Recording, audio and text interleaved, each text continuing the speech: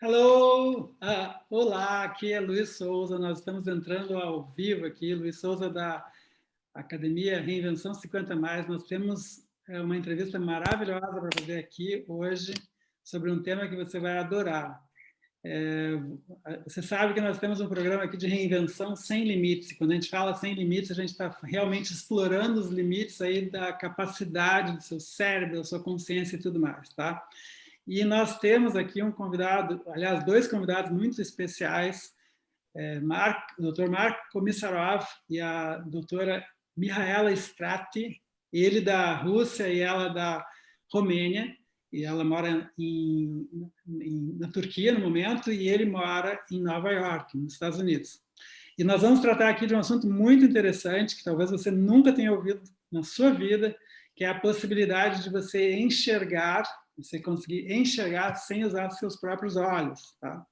É algo que, para mim, foi uma coisa inusitada, tá? Eu já sabia que era possível você melhorar a sua visão usando o seu cérebro, usando exercícios, inclusive deixar de usar óculos, tá? Isso é uma coisa que já é antiga, só que você não precisar dos olhos é algo fantástico. E o método foi criado há mais de 20 anos pelo Dr. Komissarov, e ele vai explicar para nós aqui. Tá? Eu vou agora, comecei a entrevista falando em português, agora nós vamos passar para o inglês, porque é a língua que eles falam, tá? E aí você procura seguir conosco. Se você não entende inglês, vai ter um momento que nós vamos colocar a legenda em português aqui para você poder entender também, tá bom? Então, dito isso, nós vamos começar aqui a entrevista. E eu vou até trazer aqui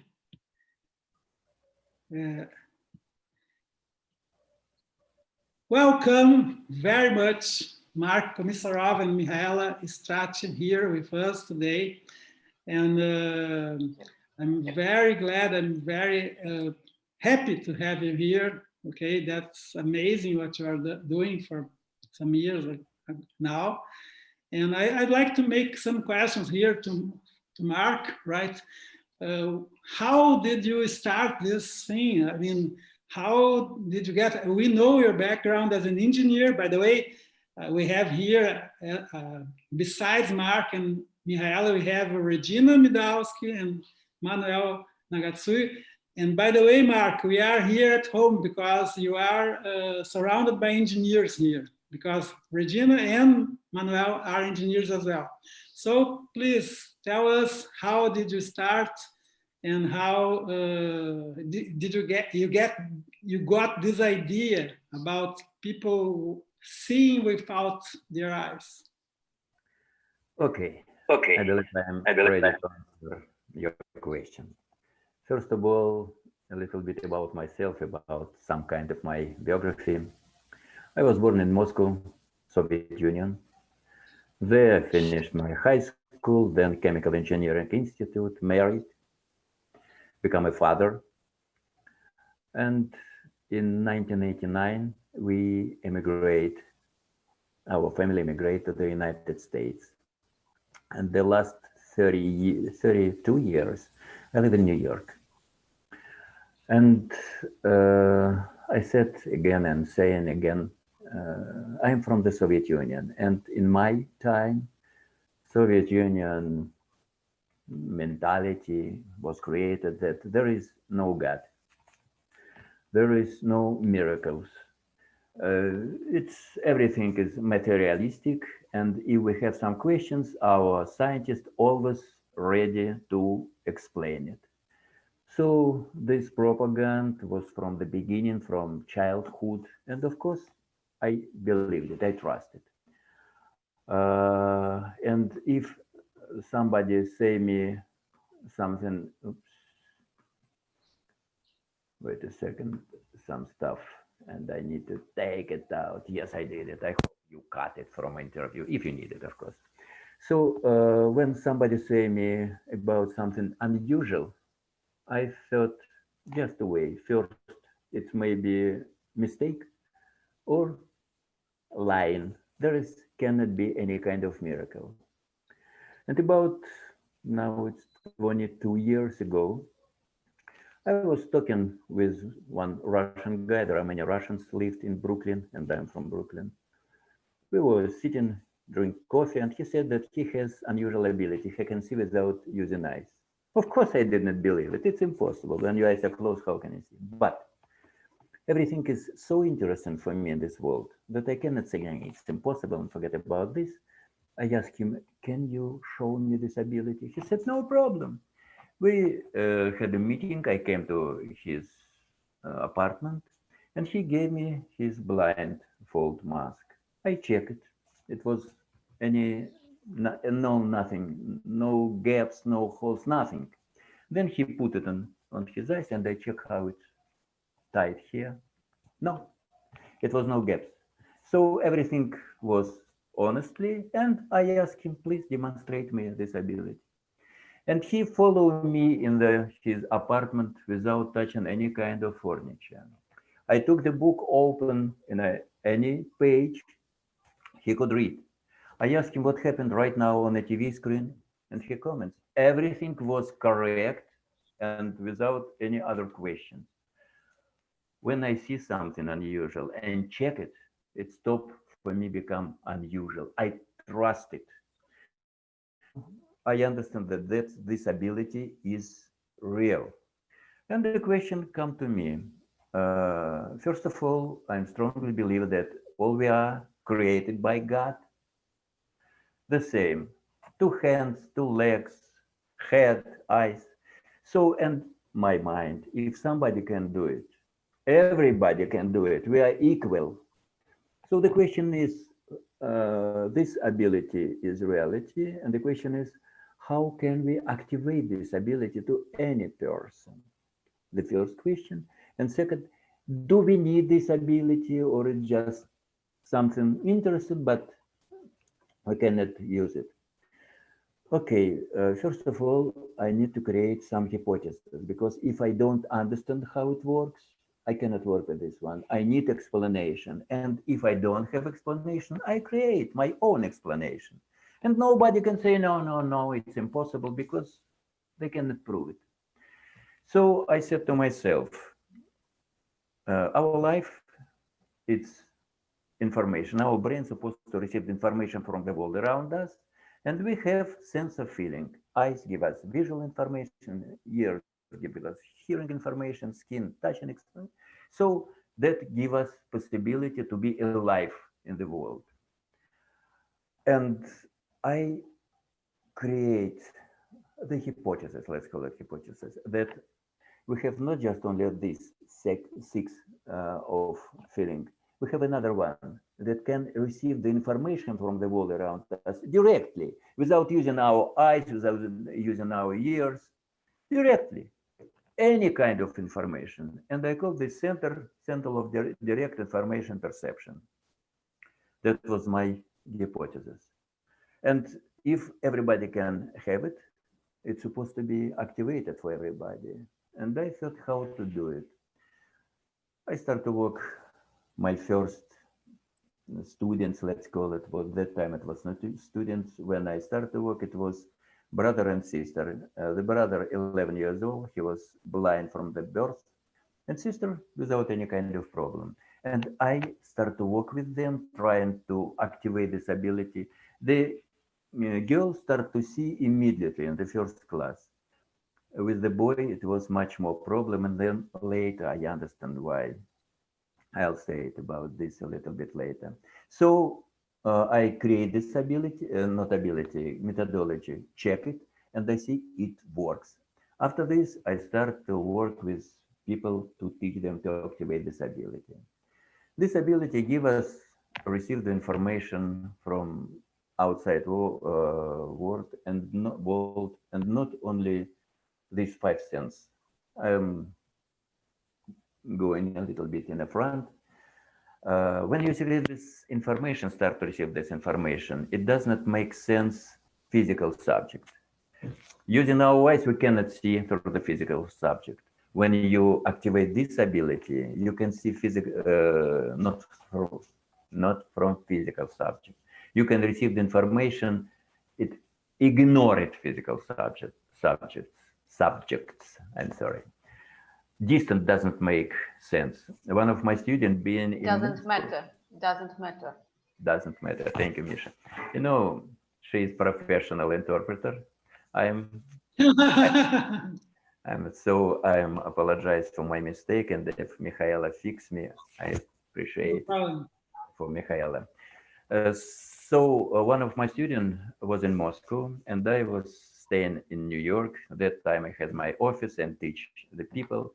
I asked them to come to the table, a call to my student in Moscow, and his name was Marina. And I said, Marina, I asked my student to open any newspaper and any page. Please read the name of the article. My student opened the newspaper and I said, Marina, right now it's article. Please read the name. And she started to read. I cannot say that she read it easy, letter by letter, but correctly. Here's of my student goes up 8,000 kilometers between New York and Moscow, and she did it. And another very interesting ability, our students, when we teach them, they can receive the information from the past.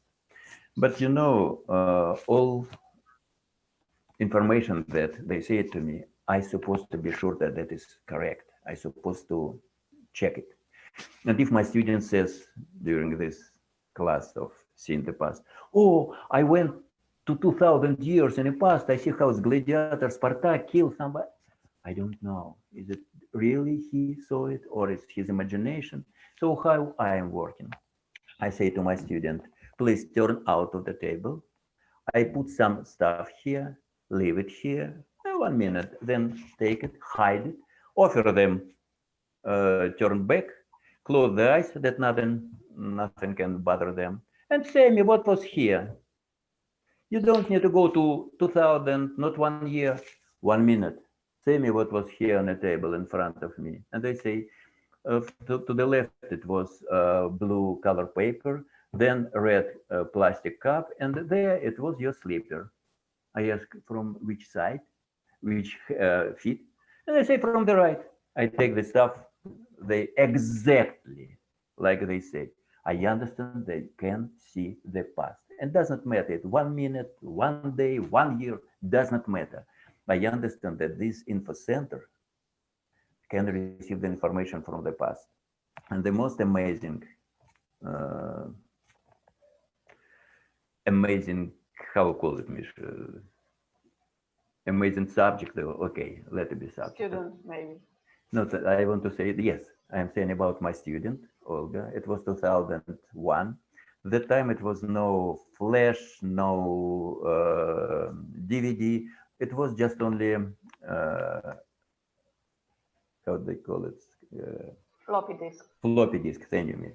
Thank you, Misha. Floppy disk. Yeah, I remember. And I put some information that's floppy disk and give it to my student. She closed her eyes, keep it 10, 15 minutes, then say, Mark, I come inside. You have there 5 files. That is Brain 1, Brain 2, Miracle from Wellington, Nikola Tesla, Tsiolkovsky. Which file do you want me to read? I said, okay, let it be Tsiolkovsky. 10 more minutes and she started to read like she take this text in front of her. I asked her, Olga, her name is Olga. Olga, can you see it? She said, no, it just come to me and I just verbalize it. It's clear information. So I understand that it's amazing ability, and finally I create the possibility to activate it. From time to time, people ask me, Mark, is it not dangerous for our brain because it's some kind of intervention? You're correct, Misha. Instead, I said, no.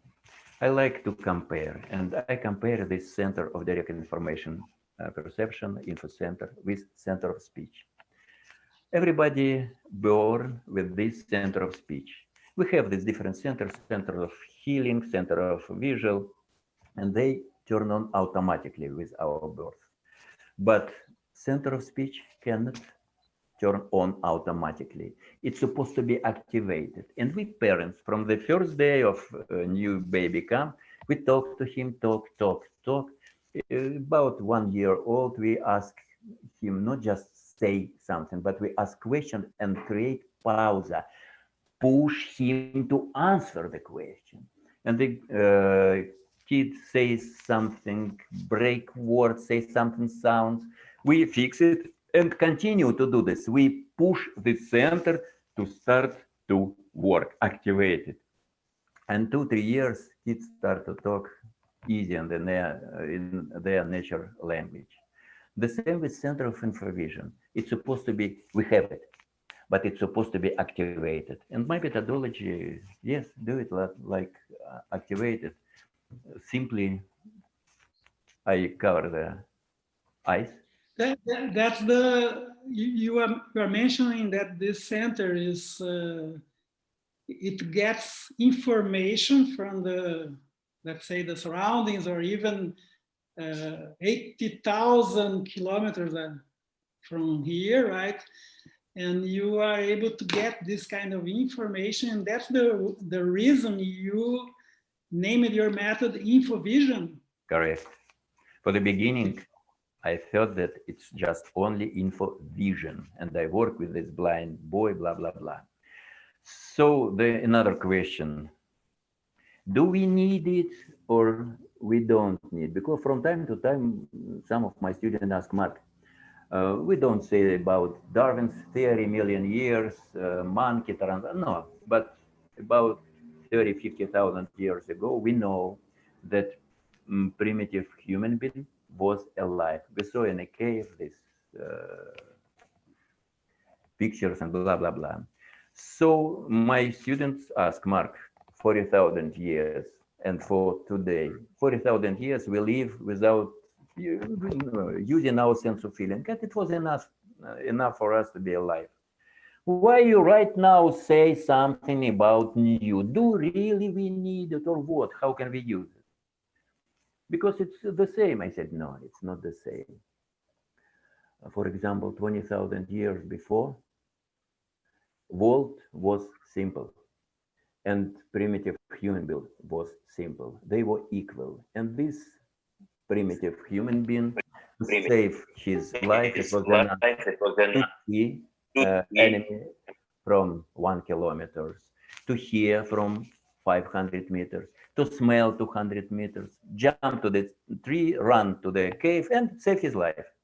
And if some bear grizzly was sitting in 10 kilometers from that human being, absolutely no dangerous for him, 10 kilometers. Now world changed because of we. In this world come manufacturers and automobiles, ozone holes and dirtiness of our environment, atomic bomb and terrorists. World become complicated, but we are the same, simple. And 20,000 years ago, 10 kilometers to grizzly, absolutely no dangers. Now, 10 kilometers to chemical manufacture, oh, that may be really terrible. For example, if something blow out there and in our place start to move poison cloud, we cannot see this blowed out and cannot hear, cannot smell, and when this cloud comes to us, it will be too late. Save our life. But Infovision can receive information from 10 kilometers, and it will be no blowed out in yet. It's just only fire. You receive the information, take everything that you need, jump to the car, far out of clouds. And if it works to somebody who is responsible for safety in that manufacturer, it will be no fire here, just only sparking. He received this information, take everything, and so we way to be alive, continue to be alive in this complicated world, just only be the same. And in my mind, Info Center, Infovision, it's the way to survive for human being.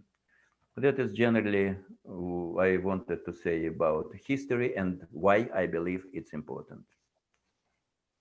Well, I love that you have this vision about Infovision, because I believe that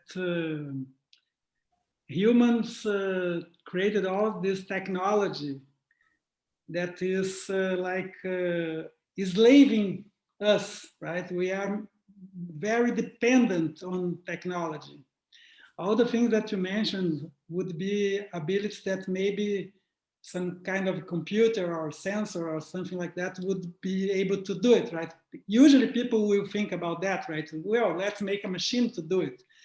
But I see that people 100 years ago, or maybe more, hundreds of years ago, they didn't have so much technology and they needed to depend on themselves to solve problems, right? And I think we are approaching a time now in which we have so much technology that most people depend on that technology and they are cool about that. But there are many professions that are disappearing, right? They are being extinct because of technology. Do you think that this kind of ability would be able to unleash, to create, to be the seed to a whole new world of professions and abilities and things that could occupy so many people that who will be, we know that now that they will be useless, right?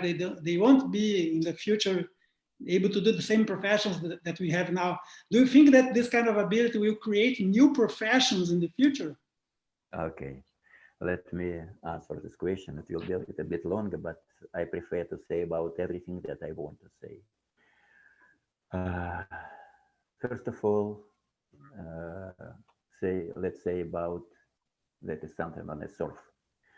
If you can receive visual information without using eyes, blind can start to see. And that is not just only point. Mihaela said about some interesting video. We have video about the man in Italy. We made our seminar there, and woman brought her husband approximately 45 years old, and about 20 to 25 years old. Some equipment blow out in his hands. His eyes apple destroyed. He does not have eyes apple.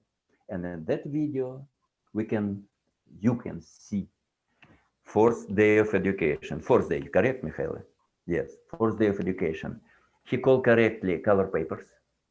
He take this eye chat, read it. He read the words that I give from the distance him to read. He read the name of the article in newspaper, and he follow me through the yard. No eyes apple. Does not matter. If you start to receive visual information directly to the brain, generally our sense of feeling is middleman between world and our brain. Brain want to know. And we are giving him possibility to receive direct information. And people come to us seminar. If they have a problem with some, they take the glasses. For us, it does not matter. Is it minus 20 or plus 35? Does not matter. You can drop the glasses. But I want to say, we just show in our seminar, we show that it works, that it's possible. But as American says, use it or lose it. You're supposed to train this ability. Train and train and train. You will reach, you forget about glasses. So, okay, that is I say about, yes, let me say something more. I'm a fantaseer and dreamer. Kids start to see in the first class. 10 minutes right now, our methodology gives them possibility to start to see. Because they don't think is it possible or not. They trust, and if I demonstrate in other kids who can do it, I see my new student kid, I see his eyes, I ask him, do you like it? Yes. Do you want it? Yes. I say, it's easy, boom, boom, boom, ready. With adult, it's much more difficult because brain of adult person knows what is possible, what not possible. And he knows that it's possible to go on the floor, not on the ceiling. It's impossible to go through the wall. And if your eyes are open, you can see. If closed, you cannot. And for this knowledge, it's not his life experience. It's 100 million years of evolution. It's our genes memory. And when I have my new students, my adult, I say, okay, close the eyes, I'm giving you a piece of paper, say me what is this color. His brain starts to yelling while you listen him. He is idiot, pathological idiot. How can you see your eyes are closed? So stand up and you're out as far as possible. And it's understandable. It's our genes memory and our goal on the seminar to prove our brain that that is not a fantasy. It's possible. And our methodology, right now, I'm saying our methodology because I want to make step to Mihaela, prove it. Mm-hmm. And about Mihaela, and it will be good bridge to transfer my speech to her speech. She was my student in Romania about 7 years ago. She liked Infovision completely. She fell in love in Infovision. And she asked me, can you teach me as a teacher? I said, of course. I did it. And after this, she started to traveling with me to seminars. She asked the questions. She helped me. And about 3 years ago, she asked me, as I call, Q question. T question, Misha, how it's correct? T question. She said, Mark, you believe that our Center of Infovision, Info Center, can receive the information from the world around us? I said, yes. But I believe, she said, that it can receive the information from the world inside of us, from our body. We just need turn this ability and you can receive all information about problem of your body. And it's not enough. It can not give you just information, but it can fix this problem. I said to you in the beginning, I am fantasioer, I dreamer, but I try to understand and create my not methodology, my understanding how it works. In other, it's miracle and I against miracle. That is my fantasy, or maybe not fantasy. When men and women cells meet and it starts creating the new human being, we in our genes have one gene that is responsible to build this new human being person. These genes create us organs outside, hands, legs, ears, eyes, organs inside of us, heart, stomach, lungs, and create how it's supposed to be working good. For all this difficult job, it takes 9 months. After this gene check, scan, everything is working good, good. Yeah, the girl is not girl. Kid is ready to go outside, and we left the mother's body and live, follow this outside world laws. And if it's our liver, I need alcohol, it's Russian medicine. My heart, I need carvalol, it's Russian medicine. So we take tons of chemical that from one hand help, from another kill our body, and follow Misha ideas. If this gene that create all of this one, it's inside, not disappeared. We will die and he will die with us, but until we live, it's inside. And if we activate this gene and push him to check everything, he will find a problem and fix it because he created this and he can fix it. So we may forget about doctors and a little bit more. And after this, my fantasy, if it happened, we can live forever because we die because some organs stop to work. But if it will be fixable, we can live forever. We never die. And when I say it to my students, they say, Mark, but Earth has some limited surveys, and if nobody will die, finally we'll stay like that one and make using commands. I said, no, we will die, but we will die not because some orphans stop to work.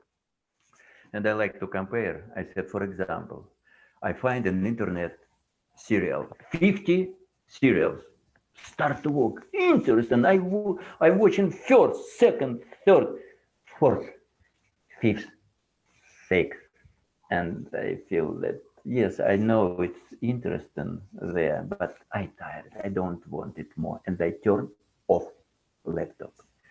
The same, if, for example, I live 200, 300 years, and I create kids, grandkids, grandkids, and finally I tired, and I say to my friends, guys, thank you very much, it was a pleasure to be with you, but I go and I die. And nobody say, oh, why you leave us? No, we will die, but not because we some problem with, we are sad about dying because we live not so much. 70, 80, 90, somebody seldom 100 years. But if you can live 200, 300, 400 until it's interesting for you, we'll be staying here. And that is idea of Mihaela. And after this, I say, I stop to call her partner. I call her co-author.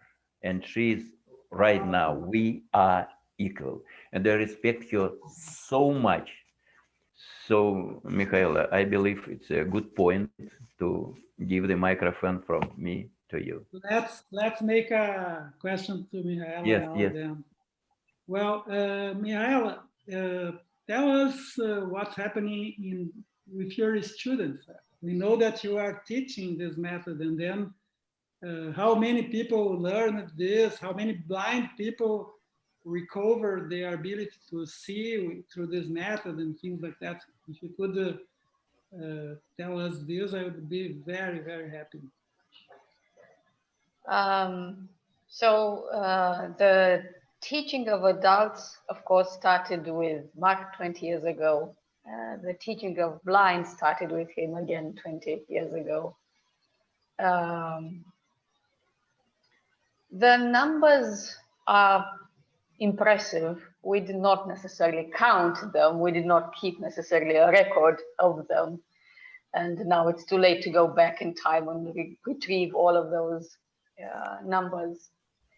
But what's more important that I would like to emphasize, Infovision and any other ability similar to this,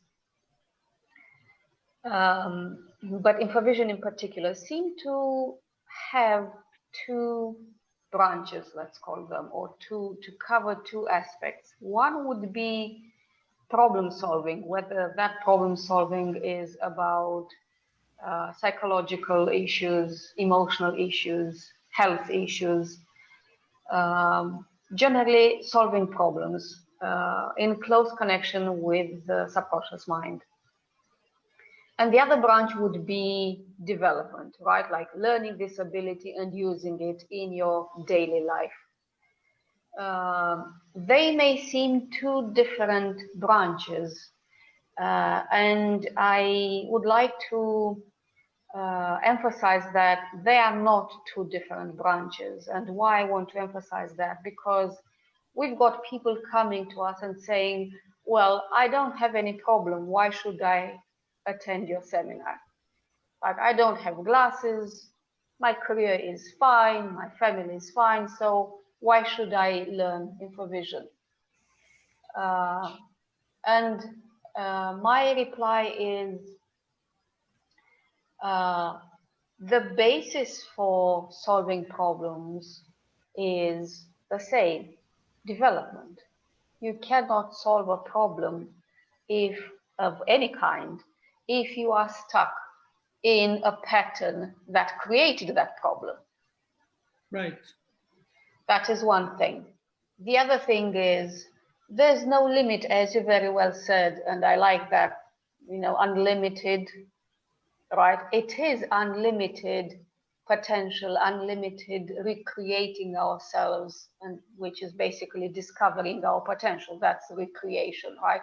You step up on the ladder, the levels of our awareness of that potential. That potential is there, infinite, all the time. It's us unaware of our potential.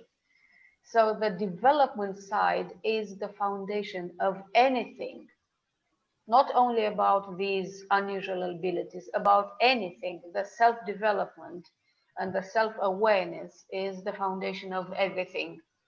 And this is how I am approaching teaching. It's not about learning an ability. It's about developing so that that ability becomes natural.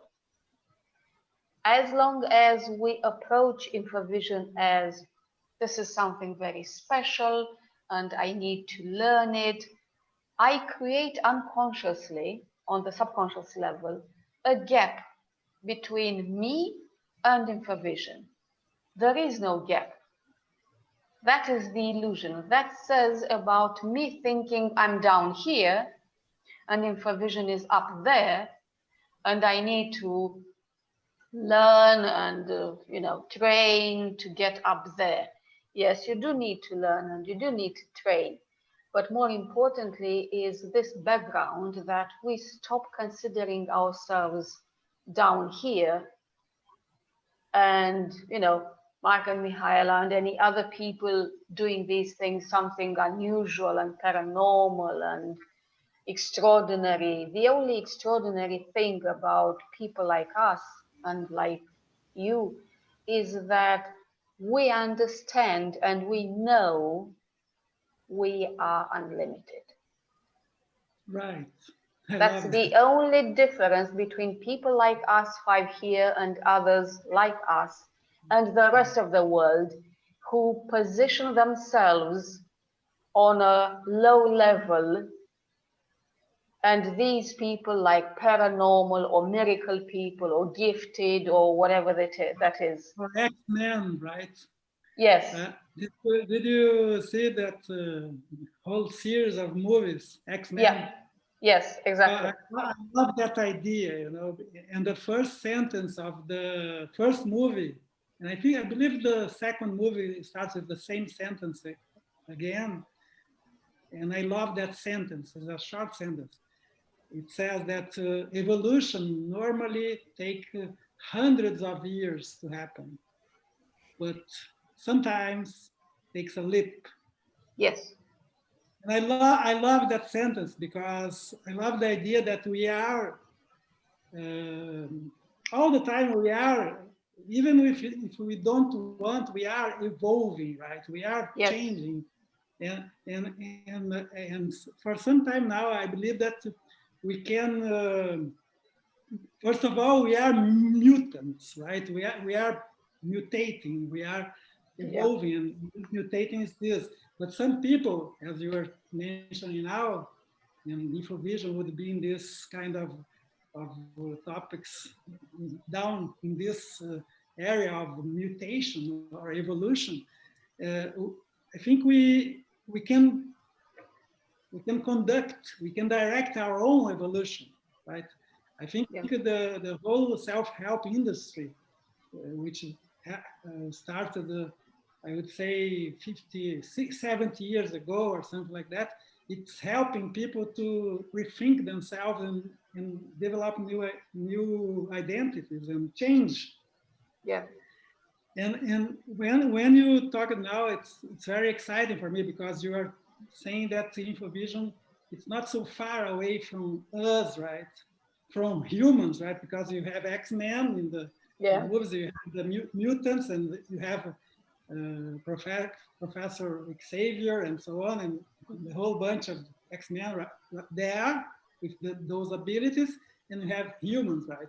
And what you are saying that it's that we can reach that, and it's already there, right? We just, as I understood from the both of you, we we are already getting all this information, right? Yeah.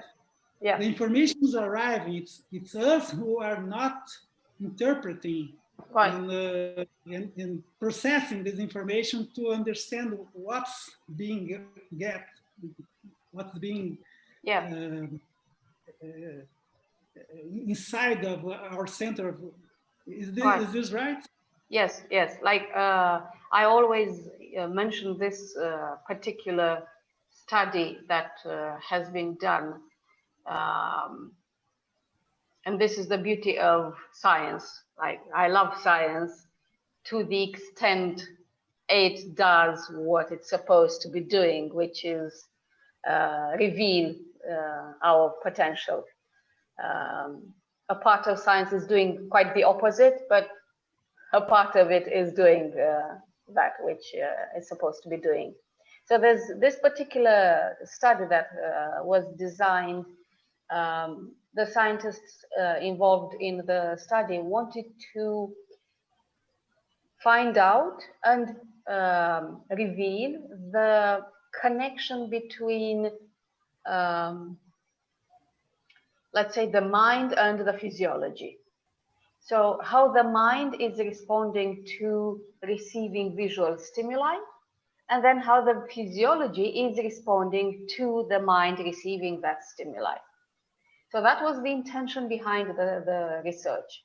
And they collected a bunch of individuals, regular people, and they exposed them to a screen monitor and a random generator software would exhibit pictures on the screen, and all sorts of equipment like EEG, heart rate measurement, or whatever, sweat, which is a very good indicator of the physiology, and so on, were connected to the subjects of the study, of the experiment.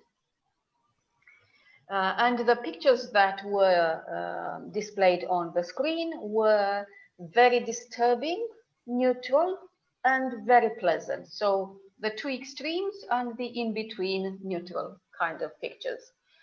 And they wanted to see if physiology responds to the people seeing those pictures.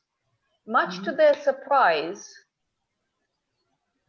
totally unexpected to them, of course, they found out that the physiology would respond to the picture displayed on the screen some nanoseconds or whatever, milliseconds, I don't know the measurement, before the picture was actually visible on the screen. And again, I'm saying those were regular people. No, paranormal training whatsoever, because they did not expect that outcome of the experiment. So that says that we all have these abilities. What we need to do to have them active rather than dormant, right, is two things. One, to at least intellectually accept that these abilities exist, to not dismiss them, to say, oh, this is, fantasy, not to say bad words here, or fraud, right? These are the two generally labels put on people who claim that these abilities exist. So that is the first thing, to accept that these abilities exist, and furthermore, they are natural. They are not supernatural, they are not paranormal, they are normal. Second thing which we need to do, and this is more difficult, many people now with the internet have come to accept that, yes, these abilities do exist. But then the second layer comes, which is more difficult to overcome, which is am I able to acquire this ability? And this is why we keep emphasizing, Mark and myself, they are not paranormal. Because if we say paranormal, I already kind of close the door to myself acquiring that ability. Because I think, oh, you know, I'm just a regular guy, you know, doing my job, feeding my kid, paying my rent. There's nothing paranormal about me, so, you know, I'm skeptical that I would be able to learn it. And the mindset is very important, going back to your previous question. What gives the success of Infovision is the methodology, but equally important, the mindset of the student. If I join such a workshop with my conscious or subconscious mindset that, oh, you know, I don't really believe I can learn this, but let me just try it. It doesn't work with trying, right? Like, you know, you would be on the 5th floor, and I do believe you do believe that levitation is possible, right? And okay, I am telling you, do you believe in levitation? Yes, I do. Okay, good. Now jump.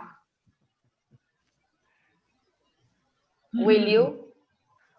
Well, 99.99%, not to say 100%, you would not, right? So that's where it's very important that we contemplate on this subconscious mindset. Do I really believe I can do it? And one way for us to get to the point where we do believe it's possible and I can do it is to understand in our individual way that these are not paranormal abilities. They have been kept, you know, unknown to us, unrevealed to us, not taught to us, precisely so that we get this thinking that they are paranormal, they are unusual, you need to be this extraordinary, unusual, you know, 5-brained person or whatever, so that I can learn it. No, the only thing or two things we need to have for us to learn Infovision is these: to accept that I can learn it, I can acquire it with guidance, not even with guidance. Some people who trust themselves enough, they can discover Infovision themselves, and we have had very few, but we have had a couple of experiences of people coming to us having discovered Infovision themselves. Fantastic. Yeah. By the way, how does your method work? I mean, what would be the frame of work to get the people know ability, and then this person is able to do it? Yeah. So the method starts with, of course, what we call the activation session, in which we already pick up on some visual information, whatever that is individual. I don't want to give any details because I discovered that once I reveal anything, then people already create expectations. And then that is again another barrier. So the activation session is what it says it is, which is the mind and the brain together, under our guidance, learns to pick up on visual information. So people already start to see something. From then on, we move to seeing not just something, but something that we want, which is the teachers, and that is colors. So we do colored papers, and people learn to calibrate themselves, as I call it, that they would get the colors with increasing accuracy. Of course, in the beginning, it's almost all mistaken, inevitably. We work a little bit on that program, which is us getting disappointed or frustrated or negative of our failure, inverted commas. Once that is dealt with, then with patience and training, people get to get the colors with increasing accuracy. And then when they are ready, we move on to the next and to the next and to the more and more complex visual information, to the point where most of them get to see the room environment, even read at least words, if not text, most of them. There are very few always who have some more blockages and they do not reach the reading ability. But that is not an issue because it's not, a competition, first of all, like who gets, to the finishing line first or whatever. And secondly, and this is again, I want to emphasize, the ability in itself, unless the person is blind or they have some issue, health issue, visual issue or whatever, then the ability in itself is a little bit irrelevant if you don't approach this from the point of self-development. And this is what we are targeting, actually. We are actually using this ability to get people to evolve, to become more aware of their abilities that they have already and that they don't have already, or actually they have already and they don't know that they have them. So that is actually what we are aiming to get with our workshops, not the ability in itself. The ability in itself, even with adults, could be reached quite easily. The reason why adults need more time is the barriers and the blockages. And this is what is important to be removed, because once you remove those blockages, then they are not there anymore for any other thing you may want to learn. It's not only about removing them in the way of them getting Infovision. Once you remove those blockages, then the way is free for you to learn any other thing, usual or unusual. So that's what we are basically handling. When someone is born blind and learns this method, how does this person distinguishes between red color and green color, or maybe read something, because if someone who has the ability to see with their eyes and then can use this method, Infovision and so on, I think it's easier to understand what's happening outside because you have a previous experience to see things with your eyes, right? How is the experience for someone who is really born blind? Mark, would you like to answer this question? Yes. For the beginning, when I see the difference between people who was born blind and people who lost their vision, I could not understand why. Blind and blind, what the difference? But then I understand. It's not enough just to receive visual information. when we are born, we received visual information. Our eyes are open, no problem with the eyes, but we can see nothing. Because it's not enough to receive visual information. You're supposed to recognize it. And to recognize, Right. you're supposed to remember images.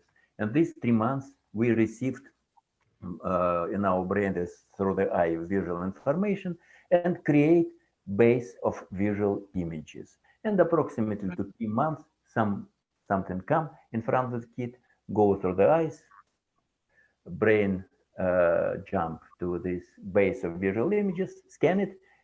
Can I see it before? Oh, yes, that I have this image. That is face of my mother. And kid laugh. With the people who lost the visual ability, they have these visual images and activate this ability to bring the visual image to the brain. Yes, it's ready to recognize it. People who was born blind, no one visual image. And for the beginning, I thought we cannot help people who was born blind, but for the beginning. Then I thought, okay, how we create this visual base of visual images? Visual image come to our brain and goes to this place. I don't know how to do it. What's the difference? Will I receive visual images through the eye? Or if it doesn't work, I activate this ability and visual images go directly to the brain.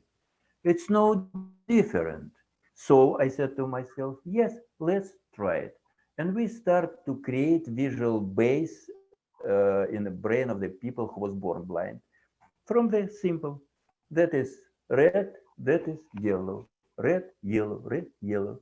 When we see that our student start to easy recognize what is yellow, what is red, okay, we add another color, another color. We start from the colors education.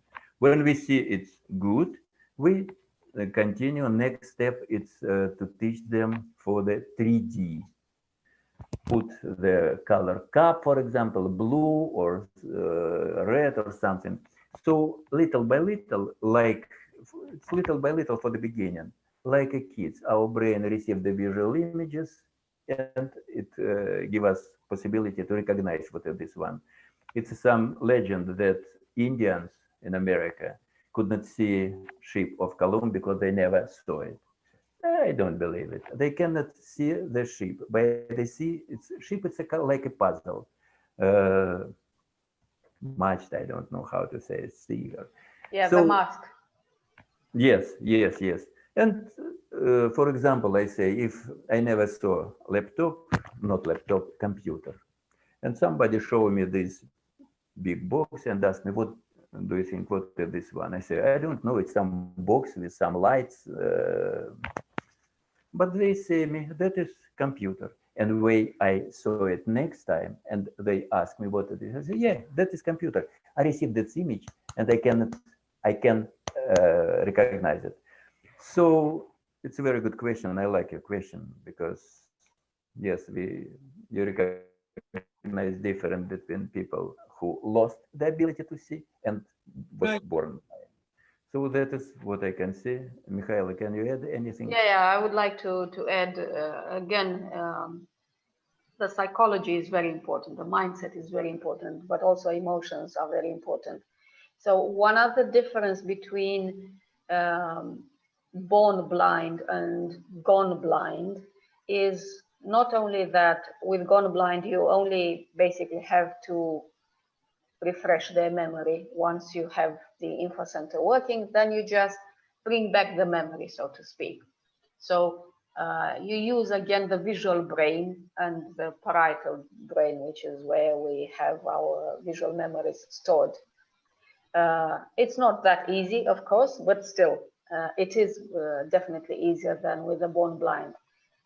With the born blind, there are two challenges. One, this, what you identified, Luis and Mark explained, they do not have any visual experience. And so they once they have their InfoVision working, they see, but they have no idea what they see. They don't, the brain has not learned to interpret that visual image. And so they don't even know what they see. So you have to teach them, okay, that which you see now is red, is what we call red.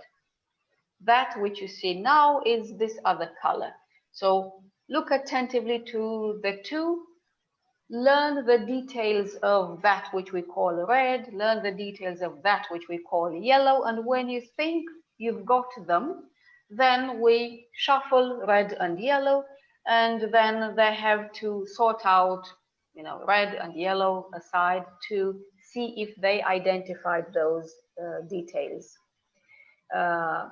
But the more difficult thing about people who are born blind is, you know, once you've had the visual experience and you lost it for whatever reason, then it's easy to get the motivation.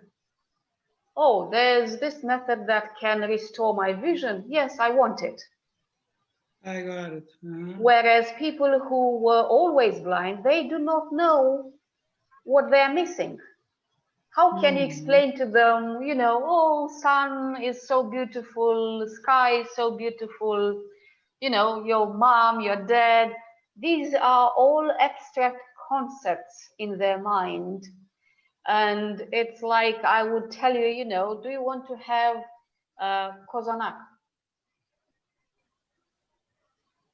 You have no idea what that is, and you have no idea, do I want it or not? What is that? Maybe it's a bomb, maybe it's a book. You don't know what that is. It's a Romanian cake, by the way. Yeah, and I don't know what it is. Yeah, it's a Romanian cake. Yeah. So you cannot answer to this question as a born blind, whether you want to see or not. It's quite difficult. And this is our part, Mark and mine, to kind of get those people on board, at least to the point where they do start to see, and then they have their own motivation. Right. And this is very tricky. And this is why, sadly, not that many blind people as we wish are coming to InfoVision because of these things, and also because of the comfort zone. That is another thing, right? And do you think that people, that's very interesting, that what I'm going to tell you now, because I was mentioning to Regina and Manuel before you arrived today about, I think 18 or 19 years ago, I got a book by Meir Schneider. I don't know if you know him, but this guy was born blind, and he had some vision, but when he was 5 years old, he was said as a blind person, 100%. And then he got some book or something from Dr. Bates, and Dr. Bates was someone who created a method to train your eyes to see or get your vision back, right? And then this guy used Bates method, and he got his vision back, and then he started teaching this to people. And from that point, I was about 37 in those years.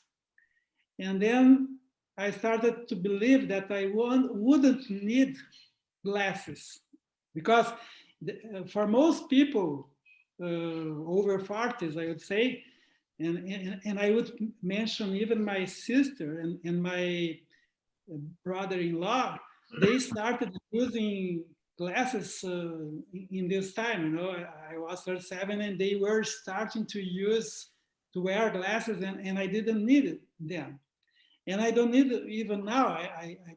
I believe that when I am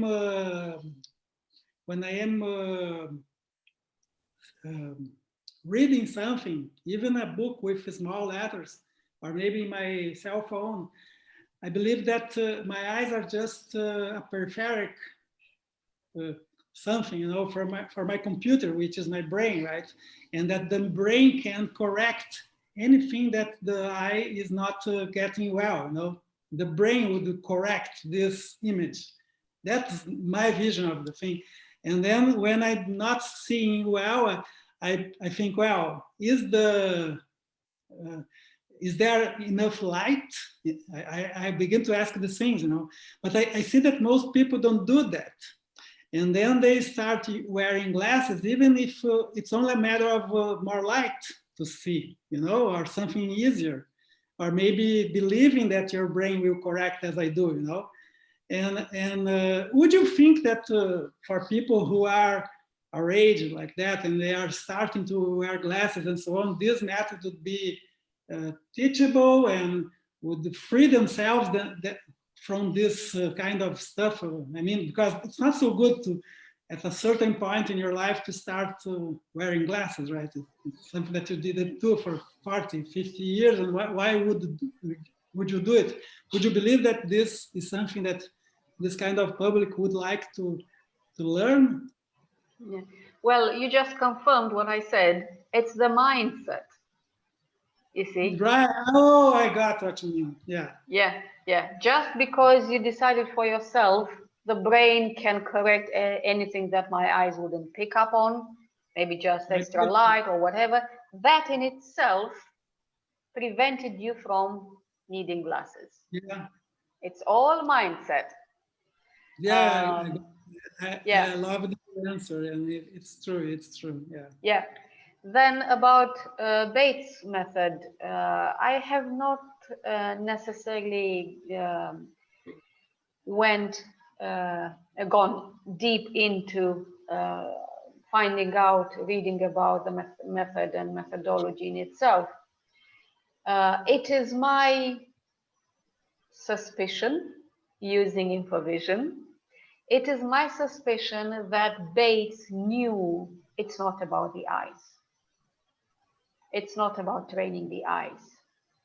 But at that time, like almost 40 years ago, I think it was, people were just, or more, people were just not ready to tell them, you know, you don't need your eyes, you have your third eye or sixth sense or whatever, and, you know, just drop your eyes all together, let's open this other sense. They were not ready.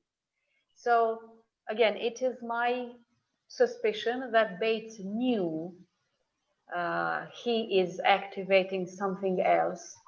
And I can even apply a logical argument why I think Bates knew. If he really thought it was about training and improving your eyes and eyesight, he wouldn't have tried it on blind. If he did it with blind, and he did, then he knew it's not about the eyes. I got it. So psychologically, again, the mindset back then, that's why he called it extraocular vision. Well, what does extraocular vision mean, right? You can call it, yes, extra eyes, but extraocular, it means, you know, extra sensorial. Right. Actually. So that's what Bates did. So Bates, I could say it's, you know, the first Infovision, so to speak, if we are to use words. It's not Bates, it's not Infovision, it's this ability we all have, but we need words to have a common language. So I believe Bates discovered this ability. Maybe initially he did start off with thinking it's the eyes, but then slowly, I think he got that it's not only the eyes. There's something extra, whatever that is. And his method remained on that level, which is kind of eyes, kind of something else, but also his methodology is very slow. And because there was nobody to take on that method as I have with Mark and improve it, which is basically adapted to present time, to present energy, to present level of collective development, then it remained a little bit, I don't want to use the word primitive because it may sound condescending, but you know, it was right for that time. Right. For our times, I would say Infovision is a reincarnation of Bates' method, more adapted to our current evolution level. And even with the two of us, I would say that, again, 20 years ago when Mark developed the method, people were on a totally different level.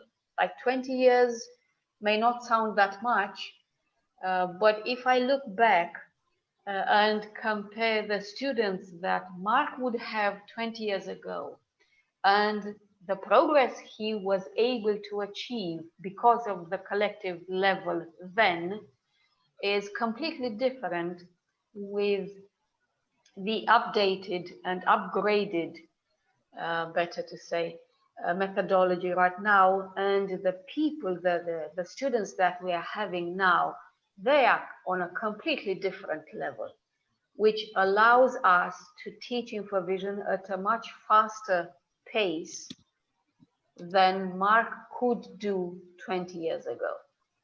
I believe that so much, yeah, because people are more open for new Yes. ideas. Yes, yes, more open and more ready. Right, that's the point, yeah. Sure. Yeah. Well, I'd like to ask my colleagues here if they have some questions. Regina, would you have some questions to Mihaela and Mark, and you, Manuel, as well? Yes, at the first, I would like to tell you about you with us in this day. It's my honor to meet you. And I invite you to visit us in Brazil. Don't forget this, okay?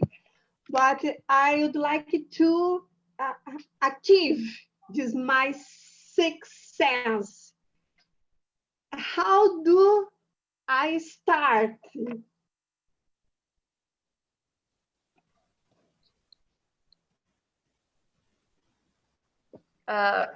First, I would like to say something which many people kind of seem to fail to see, right? Speaking about seeing. This so-called sixth sense is in itself infinite in its, let's say, particular, seemingly different abilities that it gets manifested through. For example,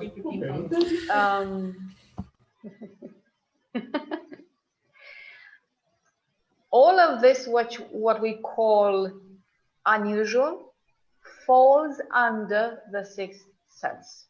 So, out-of-body experiences are sixth sense. Intuition is sixth sense. Near-death experience is sixth sense. You know, seeing the energy field, the aura and the energy field is sixth sense. quantum Remote leaps. viewing. Remote viewing. Remote viewing is sixth sense.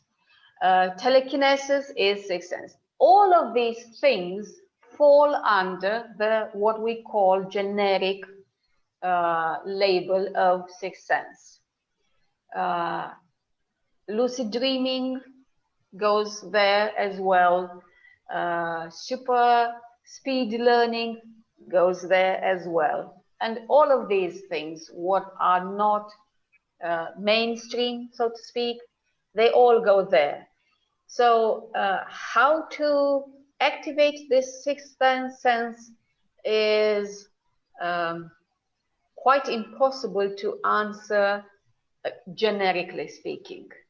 You would have to pick one or several of these seemingly different abilities that fall under the umbrella of the sixth sense and say, you know, I want to levitate. Okay, good. Then you would have an answer, how to get that activated. I want to see blindfolded. Well, then you get a different answer. I want to, you know, see with eyes closed, or learn a language, which is something we are working on. Learn a language in just 1 week. That is also sixth sense. You cannot possibly learn a language with the left brain in 1 week. So how to activate it? I would encourage this mindset. Work on our mindset. Again, accept that all of this is possible. Get rid of this paranormal, extraordinary something. And secondly, equally important, trust, not believe. Trust that you can do it. And third, which I feel time is coming, not has come yet, but time is coming, that we shift from putting our trust in somebody else to teach us and learning that we can be our own teachers. You may get different methodology, that's irrelevant. But I think me being a self-taught person, I just love teaching myself. Every now and then I do ask for help, but just for a push. But otherwise, I think the next leap would be that we stop asking somebody else, empowering somebody else to teach us. Nobody taught Mark. All he needed to do was mindset. Once he understood this is real, if this person can do it, anybody can do it. So he did these things which I'm saying, mindset, not considering this paranormal, and actually it's normal. If this guy can do it, I can do it, you can do it, she can do it, he can do it. And then he created the methodology. I think the next step in our evolution is this, in which we communicate with one another only to give us a boost, to support each other, but not to teach each other anymore. Rather to share. Look, I got this one. Would you like to have it too? And then just a little bit of support and you develop it for yourself. And you tell me, oh, but I got this one. Would you like you to have this one? Yes, okay, then let me share it and you just do it yourself. So the mindset is like this, and we've had experiences. Mark had a family coming to him with a girl born blind and motor disability. And the doctors told the family, sorry, your child will be no good, not only blind, but it's a girl. She will never walk, she never, not even sit properly. She, of course, will never speak, she will never learn, she will be no good, just a vegetable, so go home and accept it. And what these people did was precisely this. They did not accept it. And they went home and they decided for themselves, the parents, no, we are not going to treat our child as a handicapped. We are going to treat her as a normal child. Like, think of what level of consciousness those people had to not follow the doctor's verdict. I would not even call it diagnosis. That was a verdict, like a sentence to, almost death. To think, no, we are going to approach our child totally different. That is, she's a normal child. Just by that, they got inspiration and they made the room very colorful, and they stimulated the child to see by not following that which the other people are doing, which is, okay, you cannot see, then we develop more the hearing and the touching. They did not encourage the hearing and the touching, quite the opposite. They encouraged the visual. And they came with their daughter to Mark when she was about 7, if I'm right, or it's not that relevant, but generally not a baby anymore. Having heard of Mark's methodology to develop sight in blind people, and they came to him and asked him, can you help our daughter to see? And Mark said, yes, let's see what we can do. And they came with their daughter, and the minute that the door was open, the girl said, oh, what a nice room. Oh, I love those cups, which Mark always has with him. And this and that, and hello, everybody. And Mark said, but you said your daughter is blind. I see she can see everything. And they said, well, she is blind, but somehow she can see. So then the story goes, basically what happened, they activated what we call Infovision without any methodology, without any teacher, without anything, any guidance, just by not accepting what doctors told them. That's all it was needed. That's what Mark did. He did not accept this guy is some paranormal special guy. No, we are all the same. I can do it. He did it, then others followed. So if you take just that, the mindset, you will get inspiration of how to do it yourself. If not, you know where we are, and we can do it together. Thank you so much. I imagine that when he was born, we received gifts. Yeah. Yes, and some people develop this gift. Another people don't see it. Right. Yeah. This gift. Yeah. And it's one way to develop the sixth sense is enjoy this gift. Yes. Yes. And believe that it is possible to develop the rest of your life. Yes. Yes. Well, I look at you and I see you are that kind of person that you do know to enjoy life.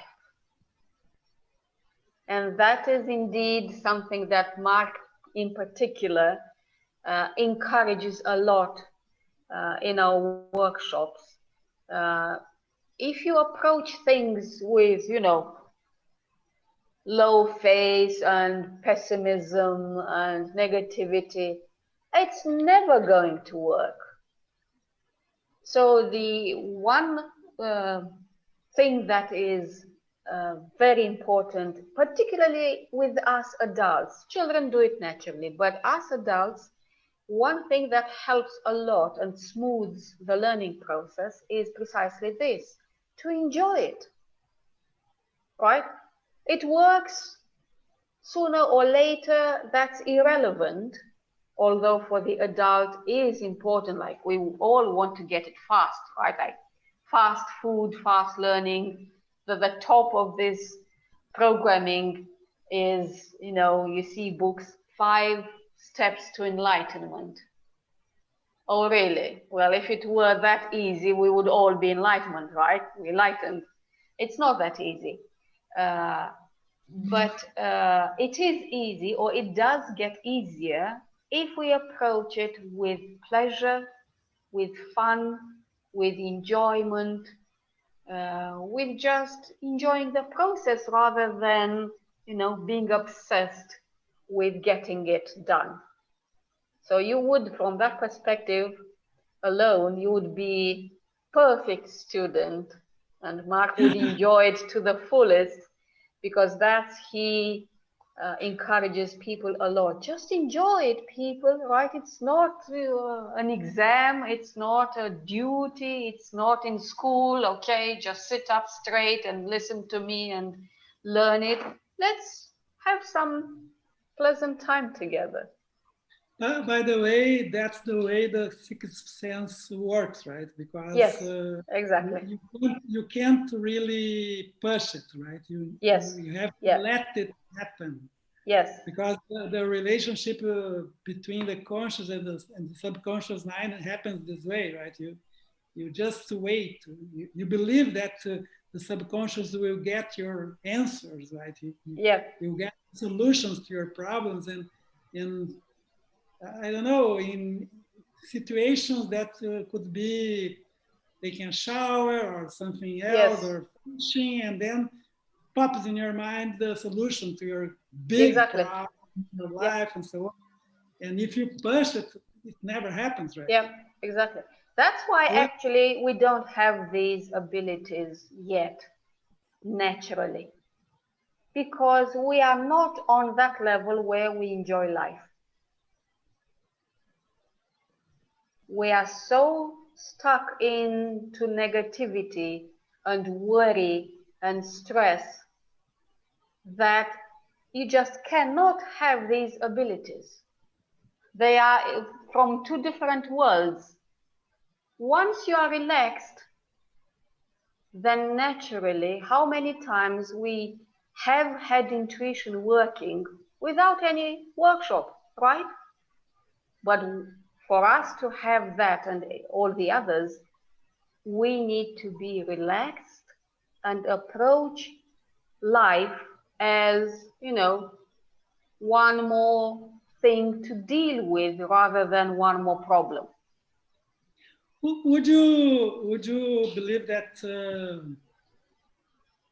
emotional control is really important as a prerequisite? Yeah. In order to do that?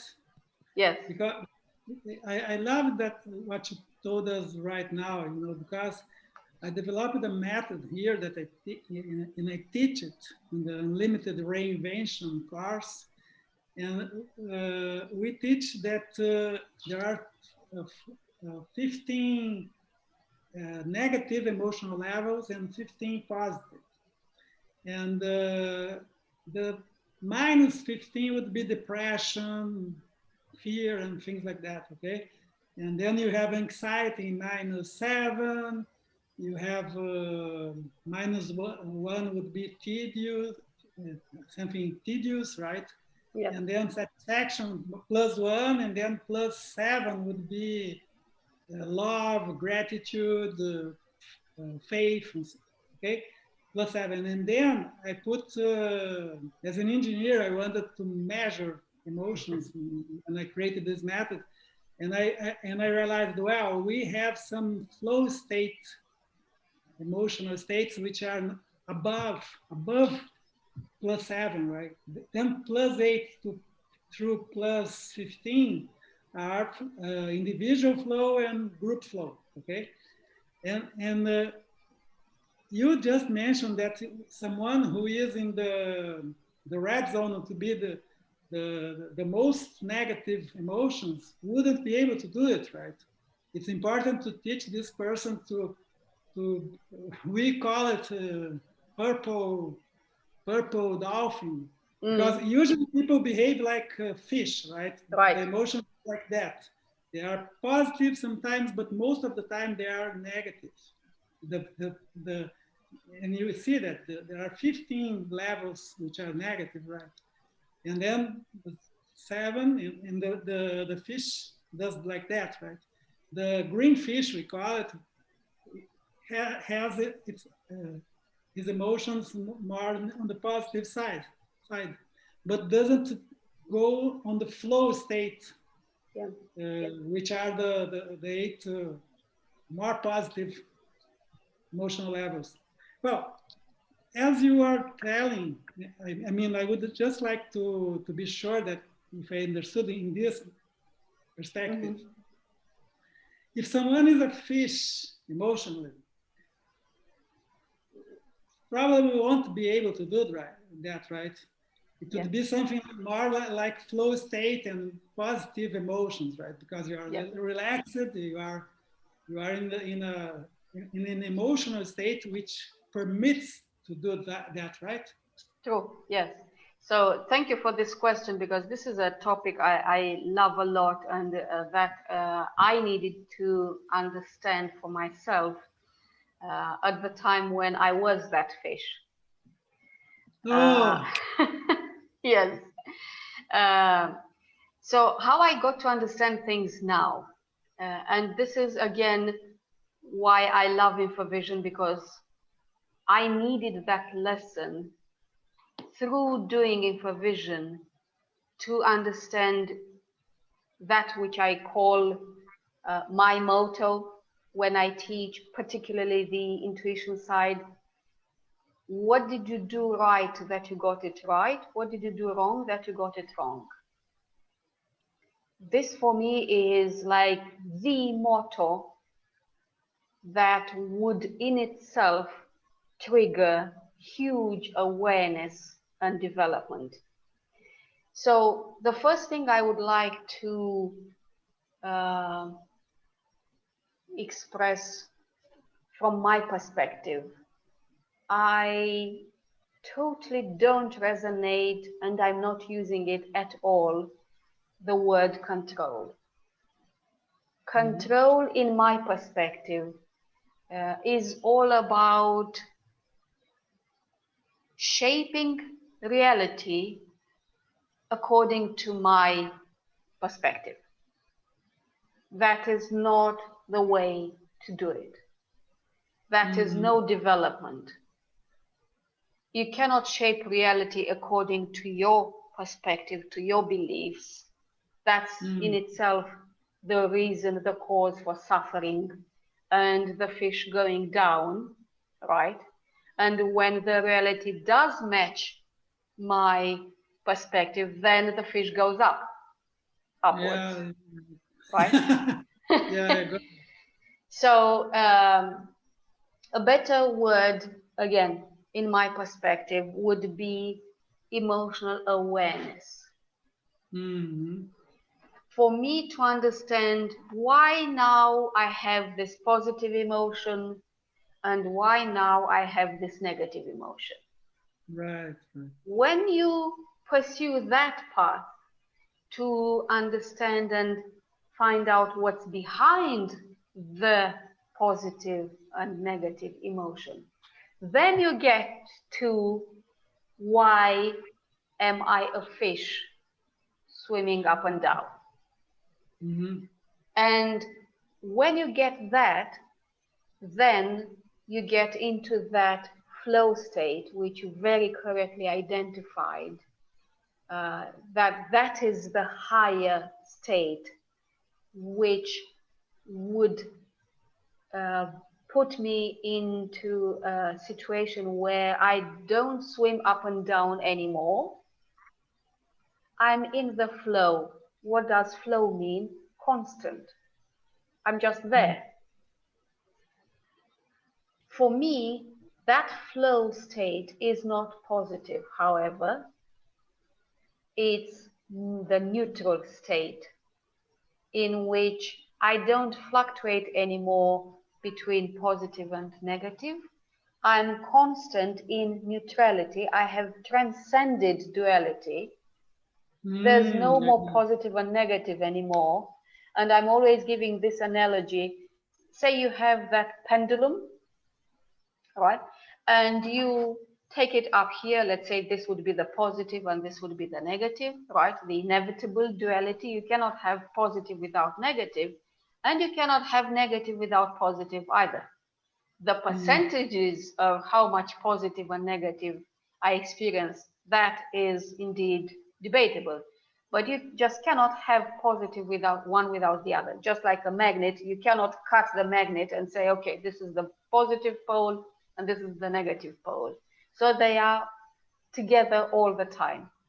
So say you have, this is the positive, and you have a pendulum, and you set you raise the pendulum up here and you drop it.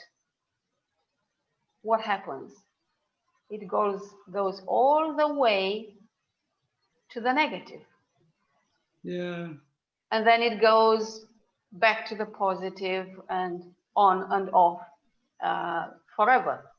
However, if we understand this and wait enough and do the mindset thing, then eventually we see that the pendulum, next time it goes back to the positive, it goes a little bit lower than initially.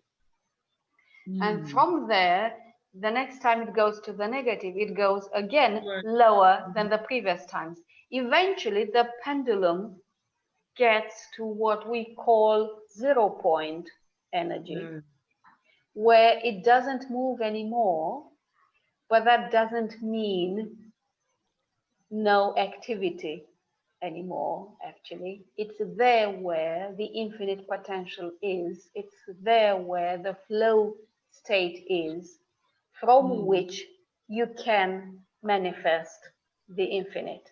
So that flow state for me is that in which you are not happy, you are not unhappy, you just are there in the flow condition.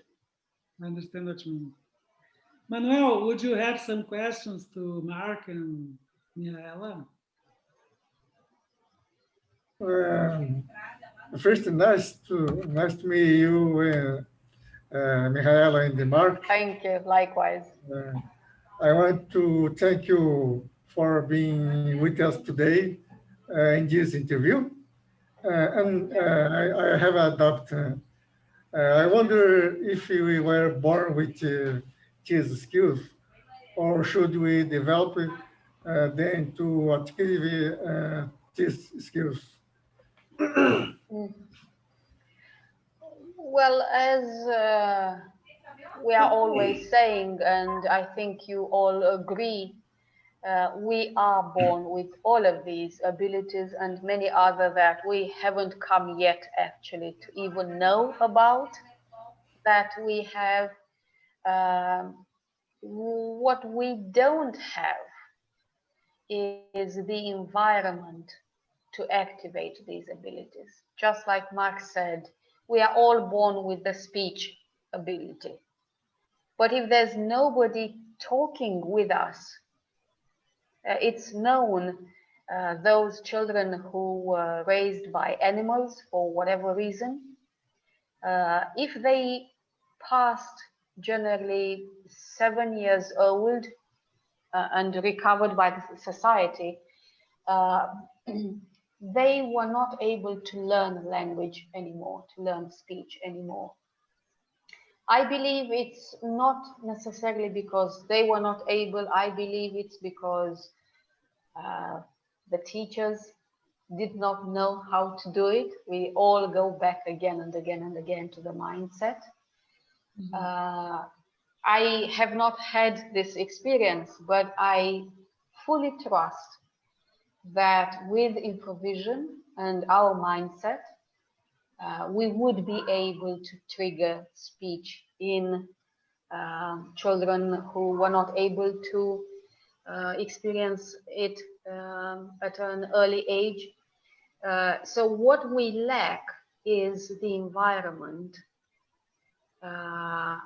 offering the conditions that we naturally have these abilities activated.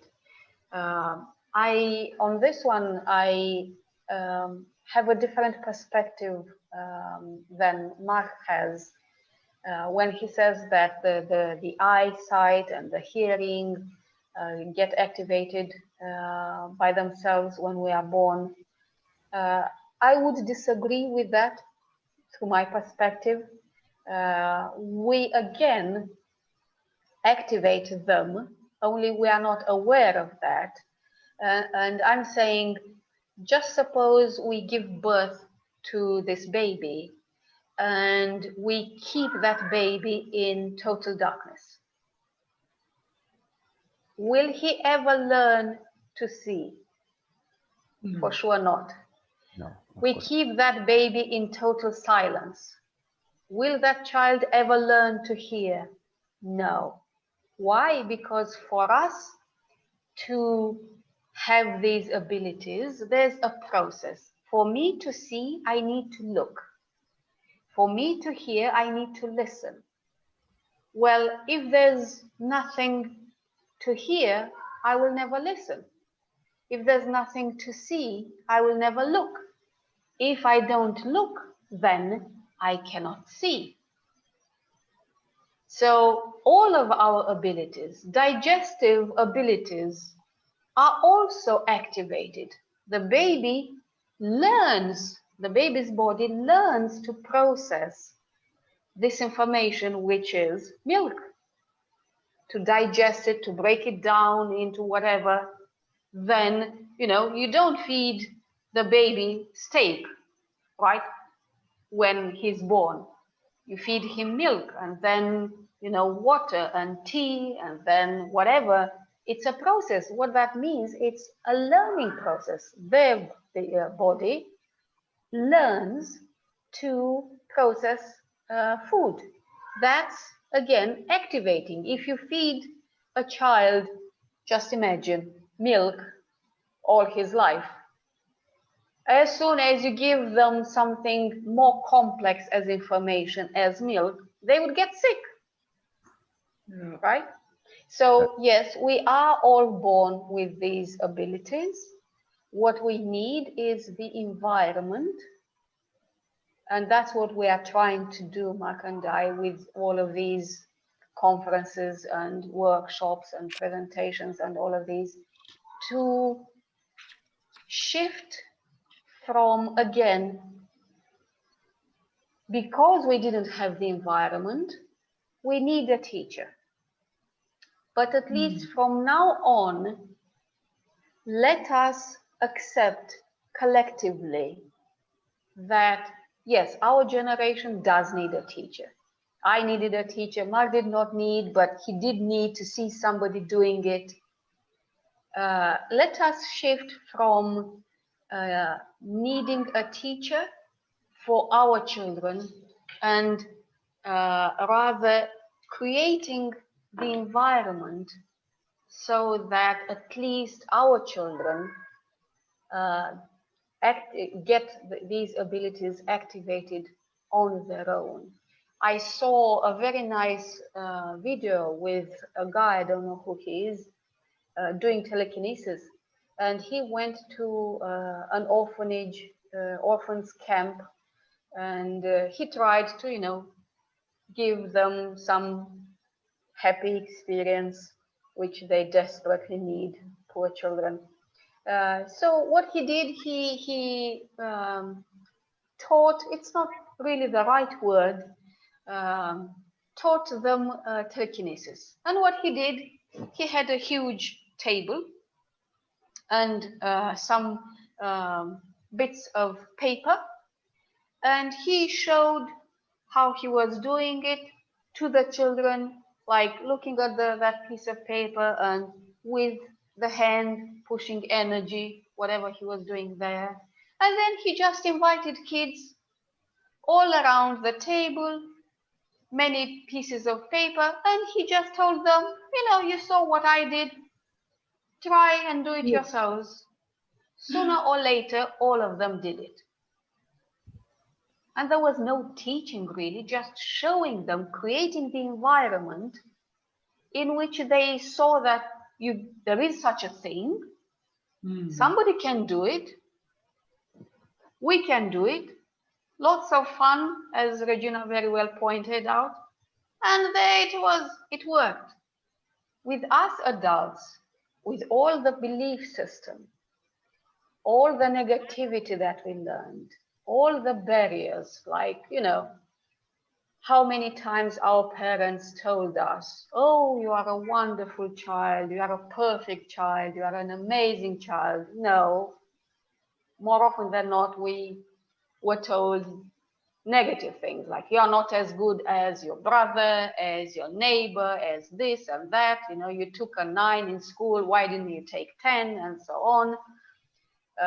So all of these things suppressed our abilities, and now we have to learn them the hard way, which is through the conscious mind, which needs explanations, not understanding that we don't need any explanation. Do you have any explanation of how, you know, your liver works?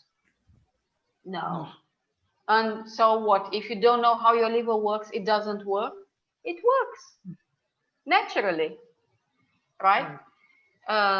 You need to know how it works if you are a doctor. And we need to know how it works, Mark and I, because we are teachers. But just to have this ability as a student, as a user, you don't need to know how it works. That's right. That is one thing. The other thing is the subconscious mind, which has a lot of barriers. And we have to overcome those as well. So that is what seems that, you know, do we really have all of us these abilities or not?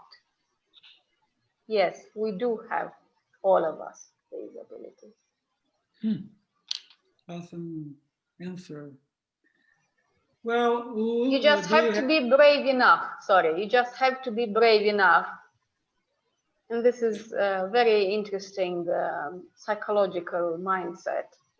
And I'm very, you know, serious about this. We are not aware of the fact that we are actually afraid of being special. Right. We are much more comfortable with being regular. X-Men, right? We are comfortable being humans, not X-Men.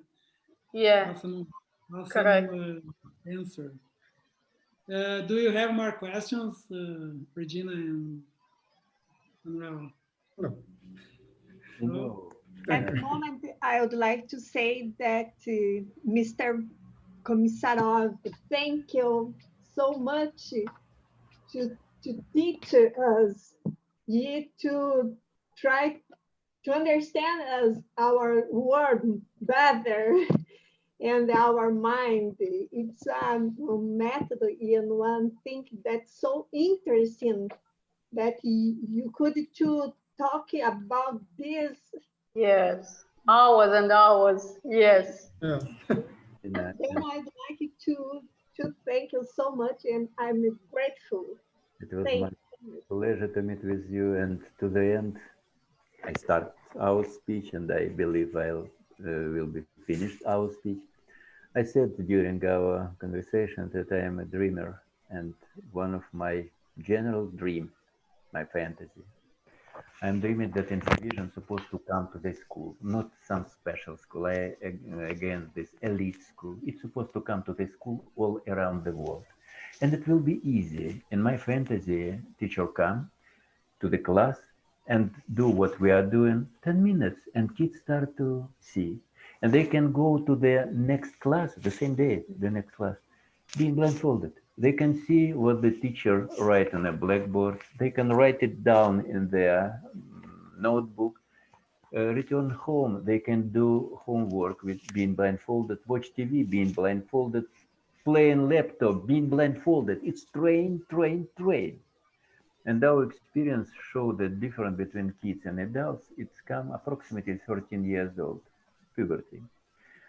And after this, they have nothing to do in a school. You know, I had my student girl, Katya, 15 years old. She was a student of 9th class, and teacher could give her exercise like that one, mathematical exercise with sinuses, cosinuses, logarithms, all of this one. And she could write the answer without make the way how she reach it. Before reaction of the teacher, I want to explain my understanding. I agree with some scientists. They said that information not disappeared. And I agree because for me, information is energy. And really, before I thought that, what does it mean, information? Just the word, linguistic word. I am talking with you, I read some newspaper, I watch TV, and all this that I received, this knowledge, is information, just on the lexicon. Now, for me, information is energy. And yeah, let's think. Visual information, what convinces you? It's energy of photons that our retina react on this one. Hearing is energy of acoustic waves that our ears react on it. Smelling, tasting, it's energy, chemical reaction that our sense report for this molecule that come to them. So information is energy. And I trust with scientists, they said energy, not energy, information doesn't disappear. Really, energy cannot disappear. So they say that it's some bank of information, not around the Earth, all around our universe. And in my mind, our info center can receive the information from that bank. And when the teacher gave to Katya this big mathematical exercise, somebody created this exercise and make the decision. And this information there in the bank. And Katya's info center can receive this information from the bank. And she write the answer without make these steps.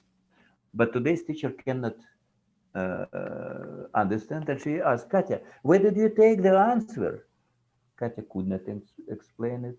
And she read the answer and then make these steps, how she received this information.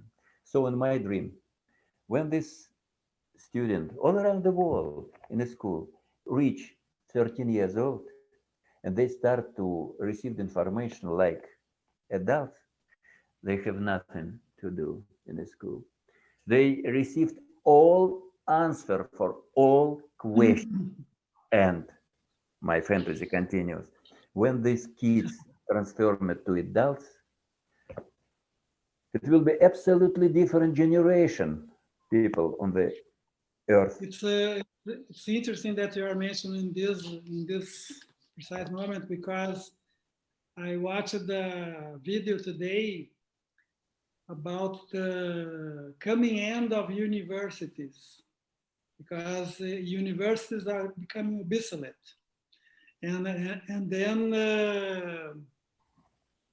most of big companies today, they don't ask for a diploma anymore, right? You don't need to have a degree or something. You don't need that.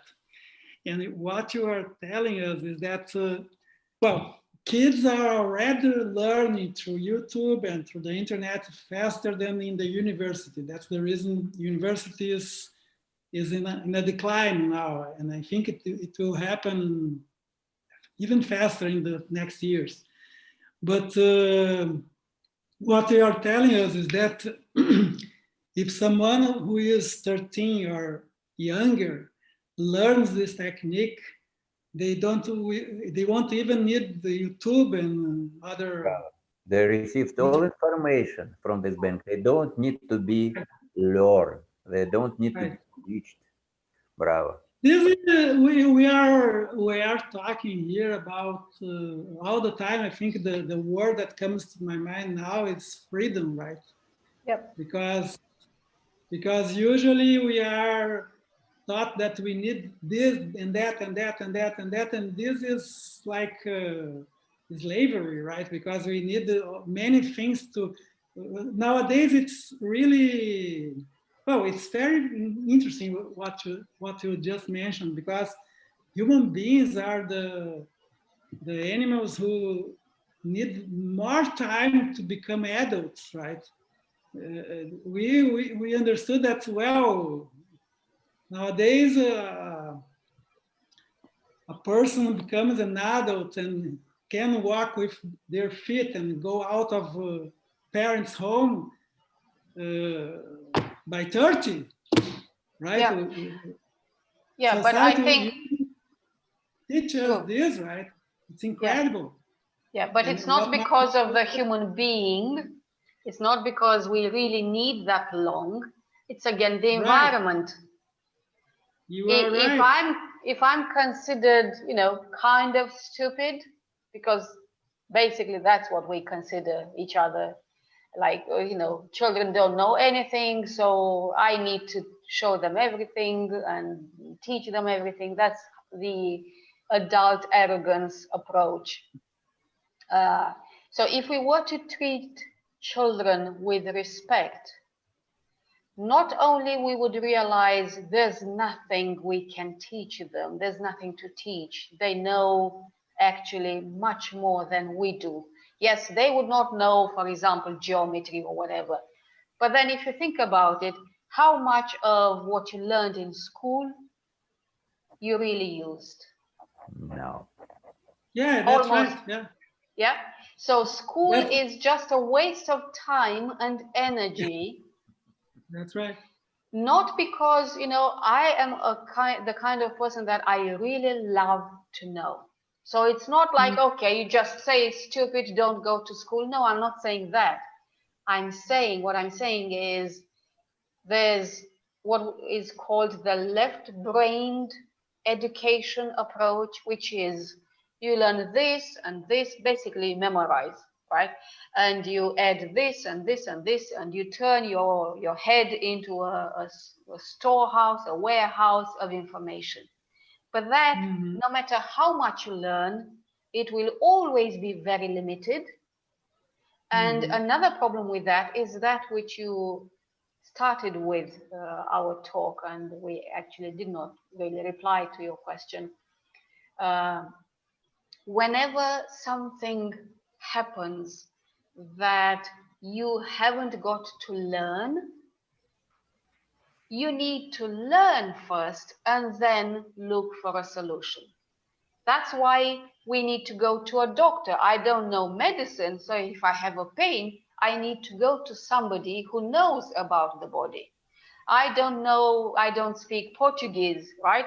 Well, I need to go to somebody who does speak Portuguese and teach me. So this kind of education encourages the opposite of evolution. I don't know the English, involution or whatever the English word is.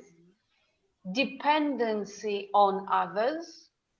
Right. Rather than community and sharing, it's dependency. And thirdly, rigid. I'm being rigid. For example, if I learned this, I cannot approach things outside my box. Yeah. Right? So I cannot be creative, I cannot be intuitive, I cannot invent anything because I'm stuck there in my box where I think it's only the eyes that can see. Right? To use Infovision as an example. Whereas the opposite, the right education, would be everything is possible. Let's find out how we can make it possible. Yeah, that's all. That's all. That's how I developed, that's how Mark developed Infovision, the education branch, as we call it. And that's how I developed the therapy, inverted commas, branch, literally from nothing. I just had these questions and thought, you know, this, okay, then this can happen. And all this approach came to me. You need to do this. By doing that, you you tap into the subconscious mind.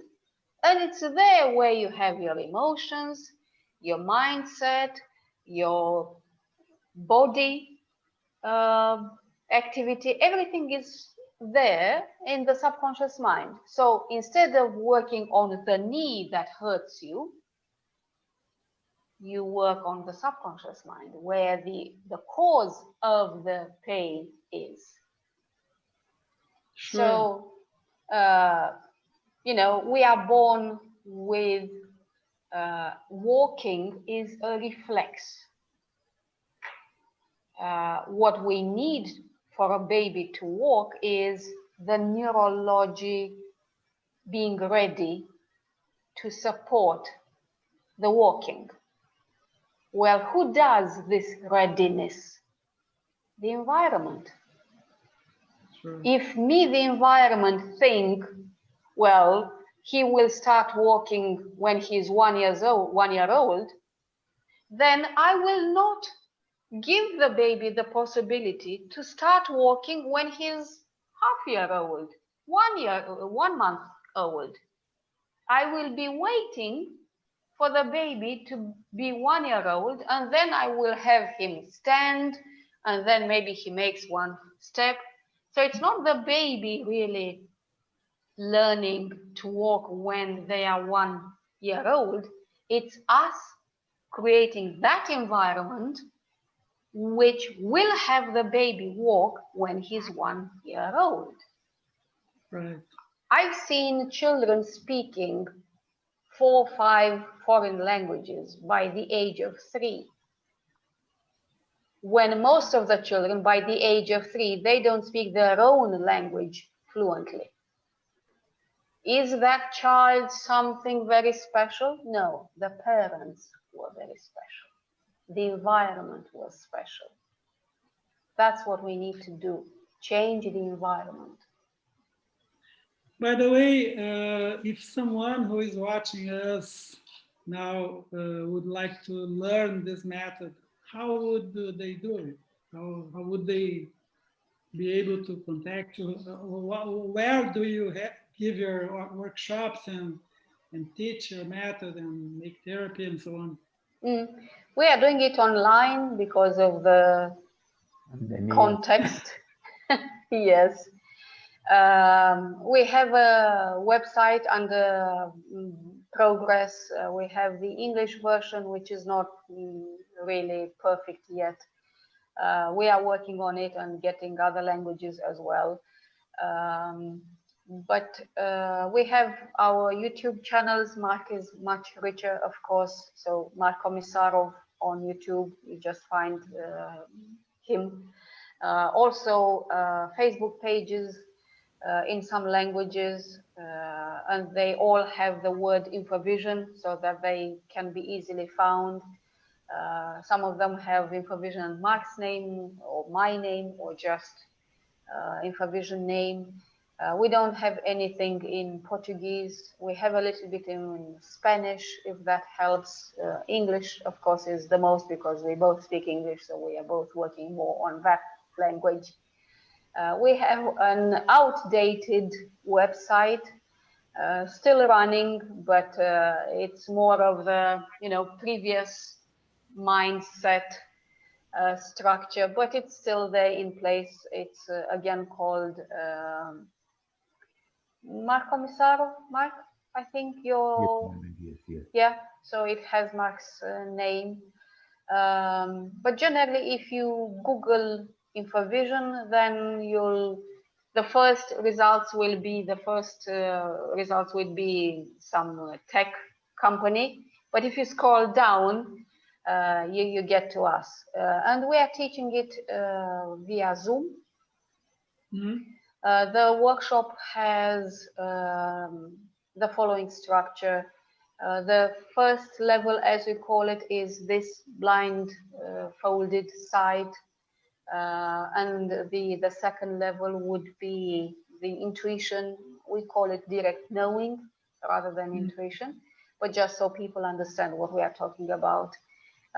Both levels have 8 classes included in the structure, 8 weekly classes of generally 4 hours each class, with homework from one class to another. So people would have to train themselves also, not again to rely only on the teachers. For the blindfold part, of course, they would need the mask that we are using and colored papers. The rest is there already.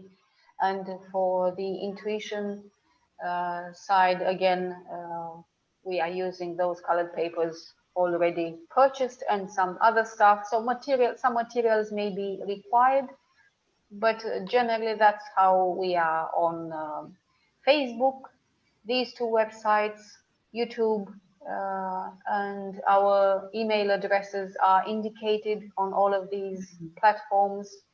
And then we just get in touch and coordinate the registration and any other administrative details. And I want to say, you know, we become pay attention and make an accent for distance education because of pandemic.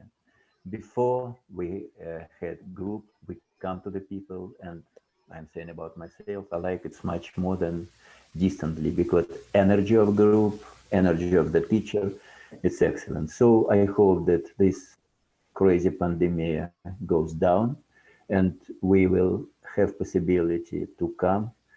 So usually in the country when we go, somebody make an initiative to organize this. Okay. And we'll be ready to come to teach.